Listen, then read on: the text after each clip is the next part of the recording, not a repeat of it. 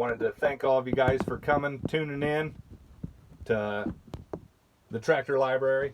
So tonight I'm going to read you guys a story. The story is called Little Critters, Jack and the Beanstalk by Mercer.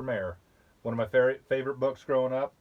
I want to thank a bunch of my teachers along the way. I had Mrs. Ford in kindergarten.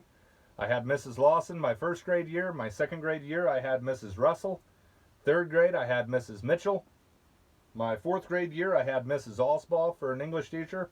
And yes, kids, I also had Miss Jody Hickman. She's that old. Once I got out of fourth grade finally, because of Jody Hickman, I was able to have Mrs. Trapp. And then I was able to go to the high school end, and I had Mrs. Peters. And then after Mrs. Peters, I was able to go into high school. And my 9th through 12th grade year, I had Miss Lynn Pappenfuss. And I kind of struggled growing up reading. It wasn't until Mrs. Putnam came along, and she was my intervention specialist back then. And she definitely helped me get to the point where I am today. Without her, I don't know what I'd been doing. So, thank you all. Here's our story. Jack and the Beanstalk by Mercer.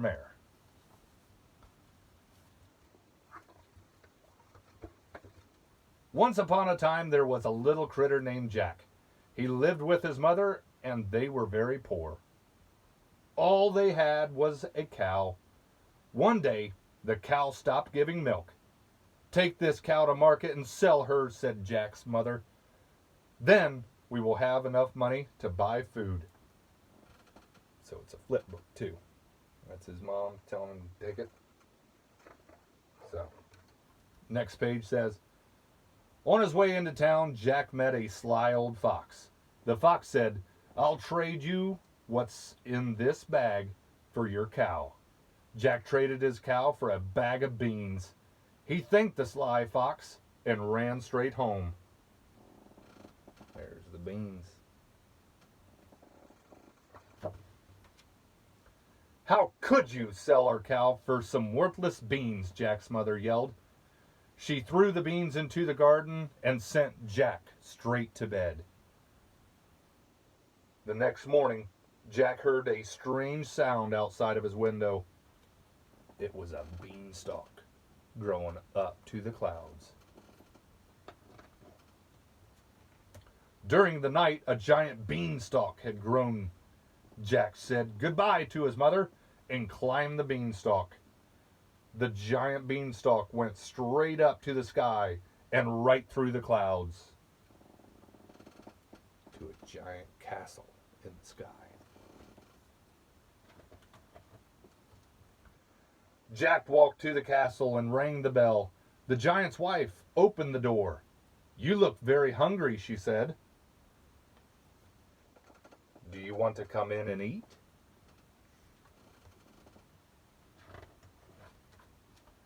Suddenly, the front door bursted open, and a great voice filled the hall. "Fee, fi, apple fritter, I smell a little critter." The giant's wife told Jack to hide before the giant had him for dinner. Jack hid in the cupboard.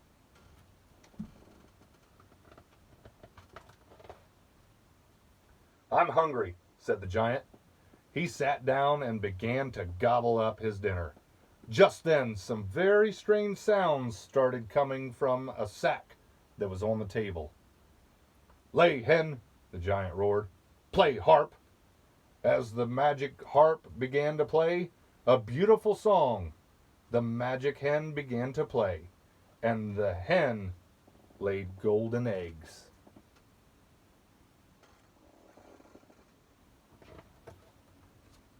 When the giant finally fell asleep, Jack crawled out of the cupboard. He picked up the harp and gobbled up the hen and grabbed the hen and ran as fast as he could to the stalk. But the giant awoke. Grrr.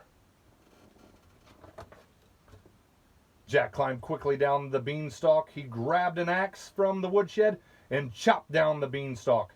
The giant fell to the ground with a great big crash.